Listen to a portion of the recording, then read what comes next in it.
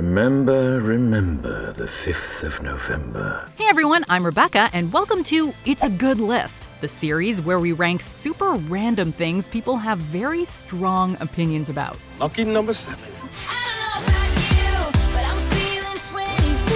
These are the titles you'll see and go, oh my god, WatchMojo is running out of ideas.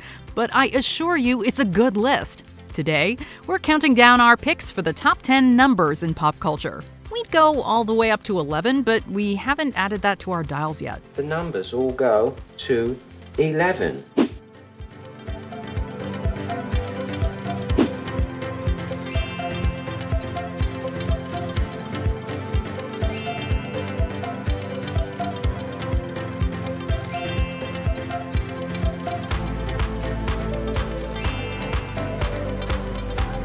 For this list, we're looking at digits that evoke strong memories thanks to pop culture references. All I could think about was the number. When you hear the number, if the first thing you think about is the pop culture property, then it's like, yay. We will be excluding numbers from sports jerseys and scoreboards, however. Oh, and we know where your minds go when you hear 69 or 420, which is why we're only looking at pop culture.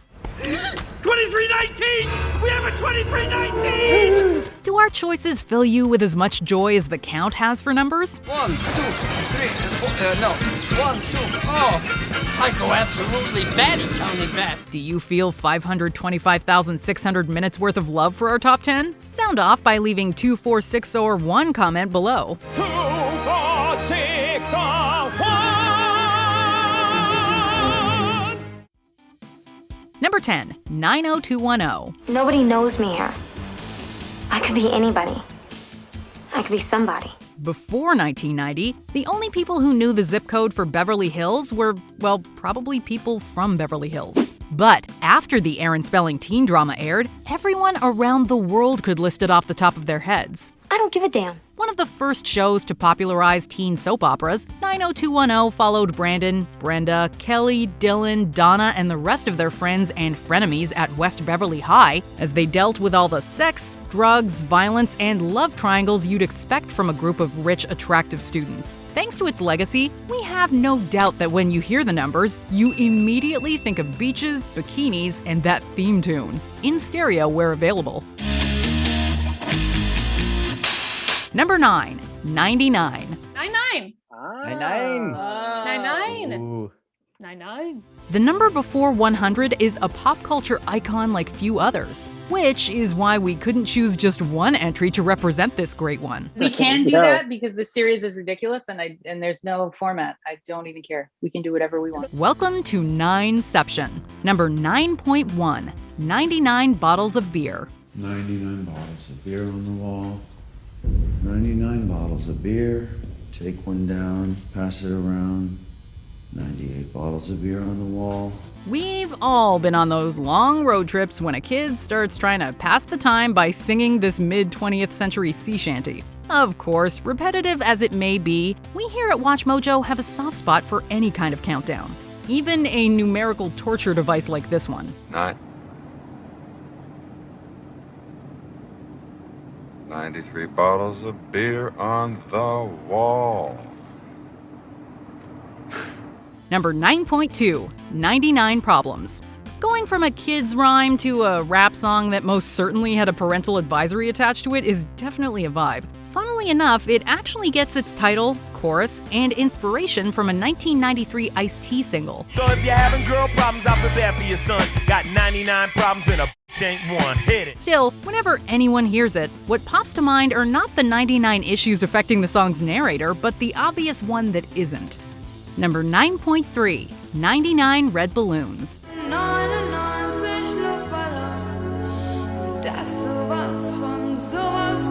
Describing a hypothetical situation where 99 balloons released over the Berlin Wall are mistaken for enemy missiles, Nina's 1983 German-language release 99 Luftballons predicts the innocuous event sparking World War III.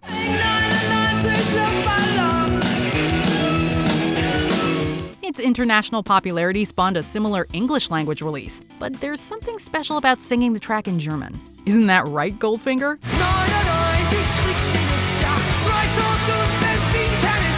Number 9.4, Brooklyn Nine-Nine. That's how we do it in the 9-9, sir.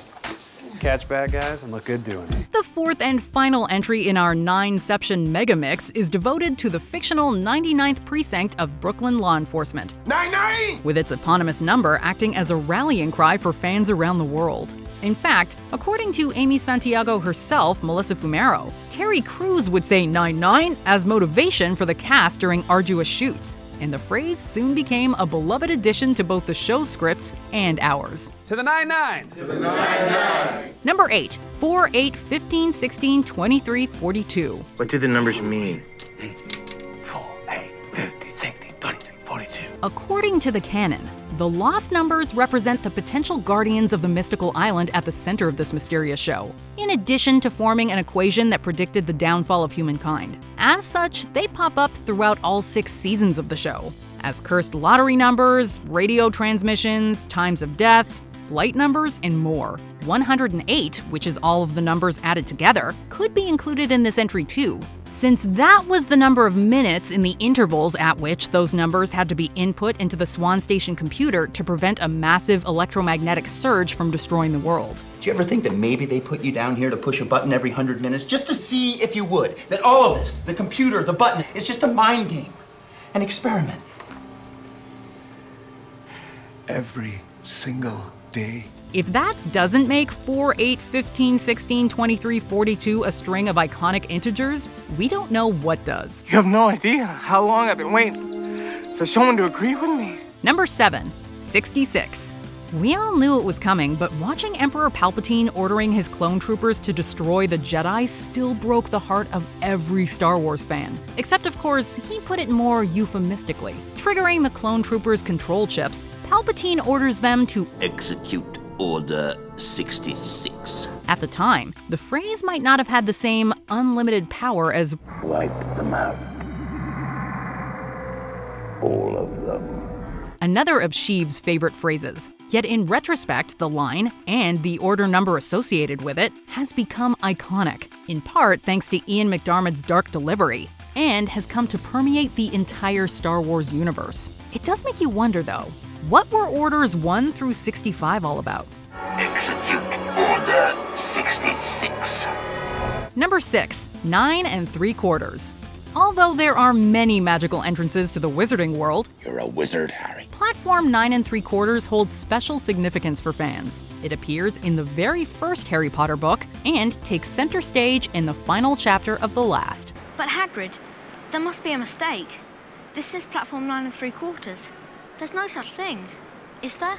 Located at King's Cross Station, situated appropriately between platforms 9 and 10, this is the trans-dimensional gateway that leads to the Hogwarts Express departure terminal. That means it also holds special significance for the boy who lived, as it's an escape into a world where he finds family and belonging. We might have considered mentioning the number 36 here, if we liked Dudley enough to count how many birthday presents he initially receives. Last year I had 37! But it's truly the number of the concealed portal that ultimately leads to Hogwarts that cements itself among the numerical greats.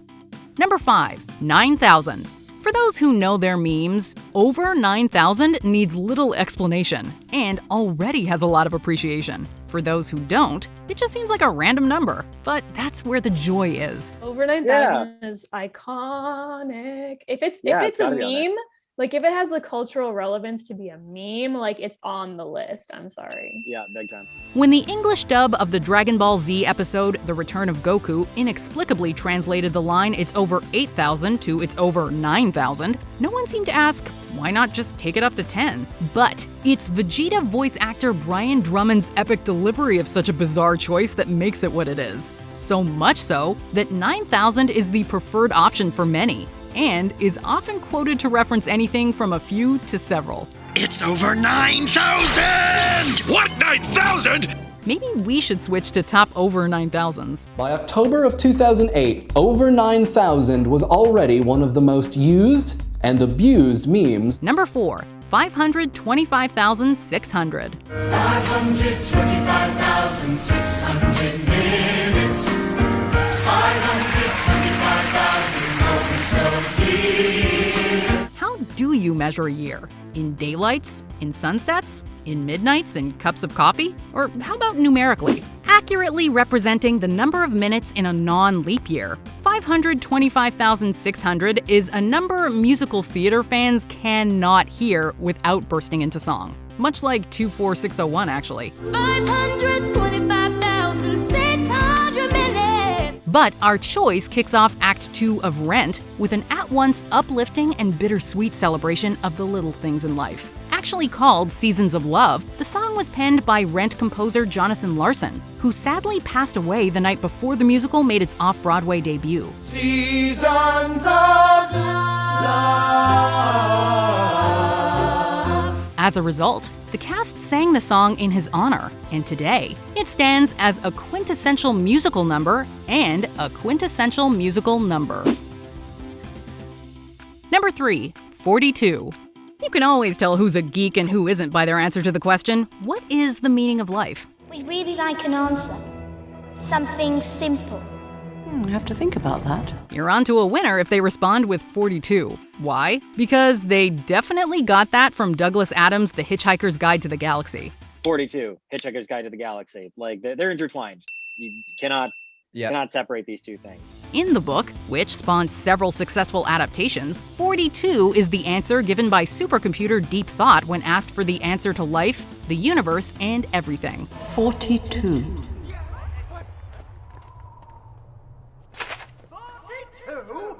Yes, I thought it over quite thoroughly. It is, it's 42. It would have been simpler, of course, to have known what the actual question was.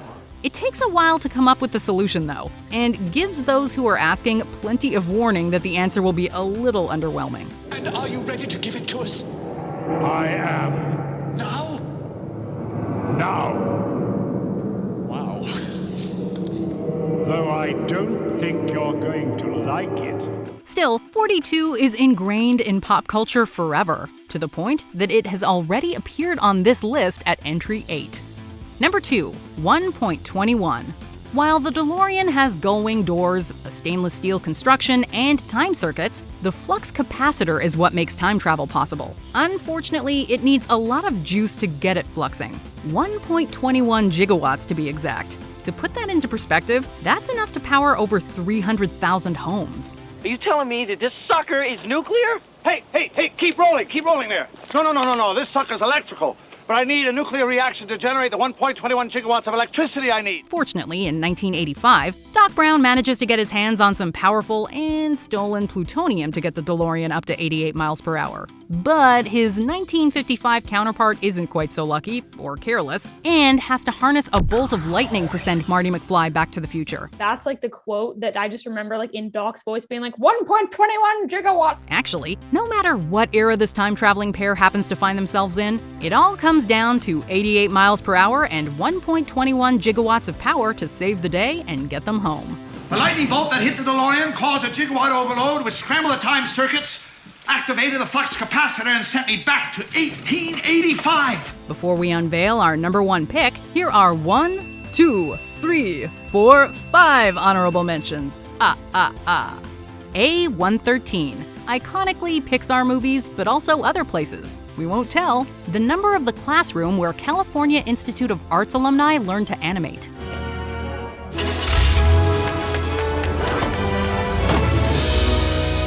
(867-5309). Jenny by Tommy Two-Tone. Jenny's phone number, now available for all the world to call.